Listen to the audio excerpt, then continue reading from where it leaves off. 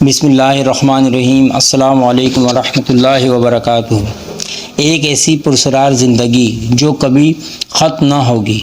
اور ایک ایسا پرسرار اور خوفناک گھر جس گھر میں ہر ایک انسان کو داخل ہونا ہے۔ اس گھر میں جو بھی انسان داخل ہوگا وہ کبھی لوٹ کر اس دنیا میں نہیں آئے گا۔ پیارے دوستو، کیا آپ جانتے ہیں کہ جب انسان مر جاتا ہے اور ملک الموت اس کی روح قبض کر لیتی ہے، اس وقت یہ تمام تر مناظر مرنے والا انسان کس حالت میں دیکھ رہا ہوتا ہے، اور مرنے والے انسان کو کتنی دیر بعد پتہ چلتا ہے کہ اس کی موت ہو چکی ہوتی ہے۔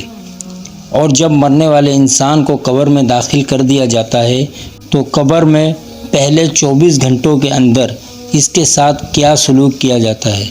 اور حساب و کتاب لینے والے فرشتے یعنی منکر نکیر کس طرح زمین کو چیرتے ہوئے قبر میں داخل ہوتے ہیں،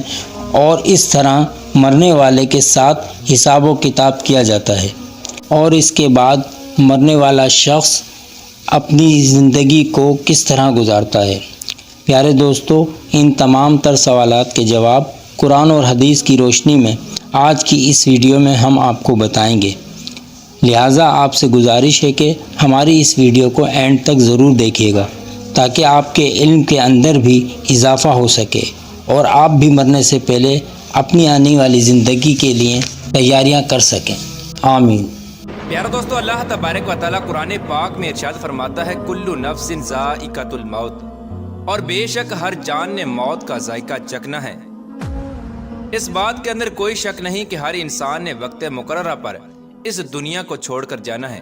پیارے دوستو، جب انسان کی موت کا وقت قریب آتا ہے تو ملک الموت علیہ السلام اس کی روح قبض کرنے کے لیے تشریف لاتے ہیں، اور جب اللہ تبارک و تعالیٰ کے حکم سے ملک الموت علیہ السلام انسان کی روح قبض کر لیتے ہیں اور انسان مر جاتا ہے، لیکن اس وقت مرنے والے انسان کو یہ احساس نہیں ہوتا کہ وہ مر چکا ہے، بلکہ مرنے والا شخص اپنے آپ کو خواب کے اندر مرتا ہوا محسوس کرتا ہے۔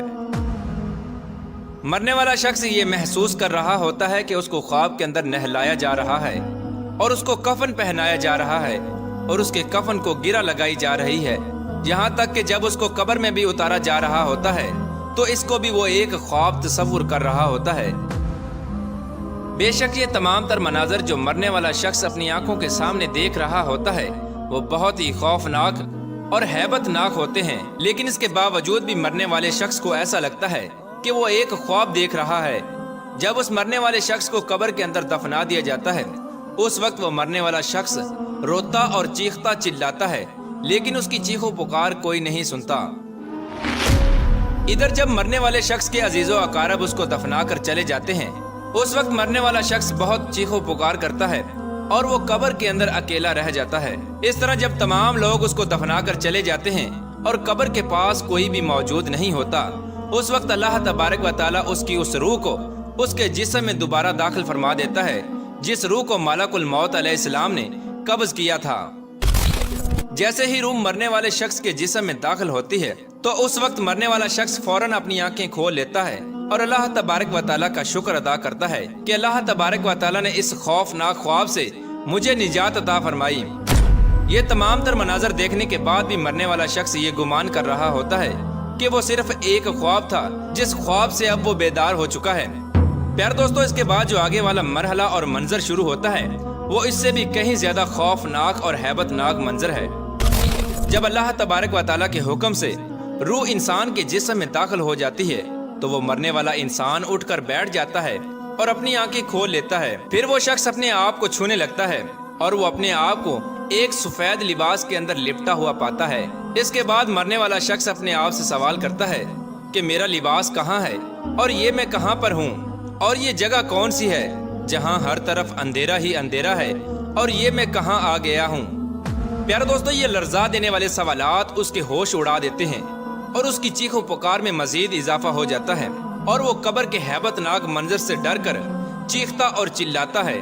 اور اپنے رشتہ داروں کو پکارتا ہے، لیکن اس کی پکار کوئی نہیں سنتا۔ اس طرح جب مرنے والا شخص اپنی چاروں طرف اندھیرا ہی اندھیرا دیکھتا ہے تو اس کو آہستہ آہستہ یہ احساس ہونے لگتا ہے کہ وہ زمین کے نیچے ہے اور اس کو دفنا دیا گیا ہے۔ اب اس کو یقین ہونے لگ جاتا ہے کہ اب تک وہ جو کچھ بھی دیکھ رہا تھا وہ ایک خواب نہیں بلکہ ایک حقیقت تھی،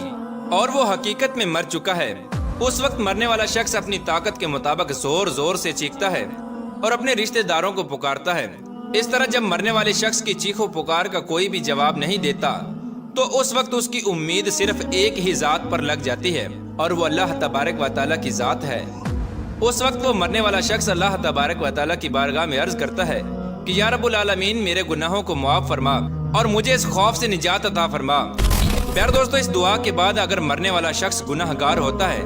تو وہ دیکھتا ہے کہ دو خوفناک فرشتے اپنے دانتوں کے ساتھ زمین کو چیرتے ہوئے اس کی قبر میں داخل ہو جاتے ہیں۔ ان فرشتوں کو دیکھنے کے بعد اس مرنے والے شخص کی چیخ و پکار میں مزید اضافہ ہو جاتا ہے۔ اس وقت قبر کے اندر سوال و جواب کا سلسلہ شروع ہو جاتا ہے۔ حساب و کتاب لینے والے فرشتے سختی کے ساتھ اس میت سے پوچھتے ہیں۔ فرشتے پوچھتے ہیں کہ تیرا رب کون ہے؟ تو وہ مرنے والا شخص جس نے ساری زندگی اللہ تبارک و تعالیٰ کی نافرمانیوں میں گزاری ہوتی ہے وہ جواب دیتا ہے کہ میں نہیں جانتا۔ اس کے بعد فرشتے پوچھتے ہیں کہ ما دینو کا،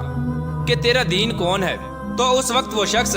جس نے ساری زندگی دنیا کی محبت میں گزاری اور اللہ تبارک و تعالیٰ کی نافرمانیوں میں گزاری اور دین سے محبت نہ کی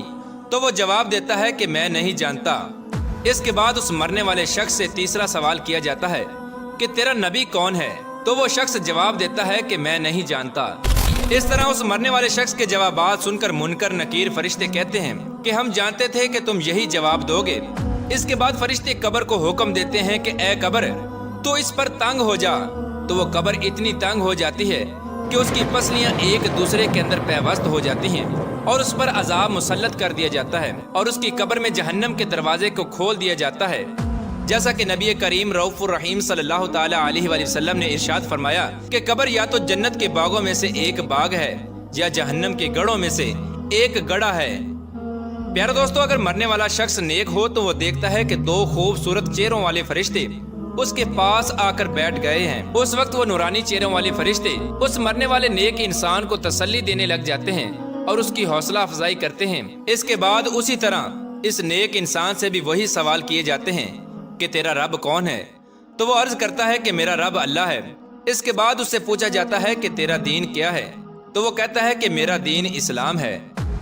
اس کے بعد اس نیک شخص کی قبر کے اندر حضور اکرم صلی اللہ تعالی علیہ وآلہ وسلم تشریف لاتے ہیں اور اس سے سوال کیا جاتا ہے کہ تیرا نبی کون ہے اور اس ہستی کے بارے میں تو دنیا میں کیا کہتا تھا؟ تو وہ شخص جس نے ساری زندگی حضور اکرم صلی اللہ تعالی علیہ وآلہ وسلم کی سنتوں میں گزاری ہوتی ہے اور حضور پاک صلی اللہ تعالی علیہ وآلہ وسلم کی محبت کے اندر دنیا کو چھوڑ کر آیا ہوتا ہے، وہ دیکھتے ہی حضور پاک صلی اللہ تعالی علیہ وآلہ وسلم کو پہچان جاتا ہے اور عرض کرنے لگتا ہے کہ یہ میرے نبی ہیں۔ اس کے بعد فرشتے اس کو خوشخبری سناتے ہیں اور اس کی قبر کو جنت کے باغوں میں سے ایک باغ بنا دیا جاتا ہے اور اس کو ہمیشہ ہمیشہ کی راحت عطا کر دی جاتی ہے۔ پیارے دوستو، حضور پاک صلی اللہ تعالی علیہ وآلہ وسلم نے ارشاد فرمایا کہ تم میں سے ہر شخص کو قبر کے اندر ضرور آزمایا جائے گا، اور حضور پاک صلی اللہ تعالی علیہ وآلہ وسلم نے ارشاد فرمایا کہ ہر انسان کی زندگی میں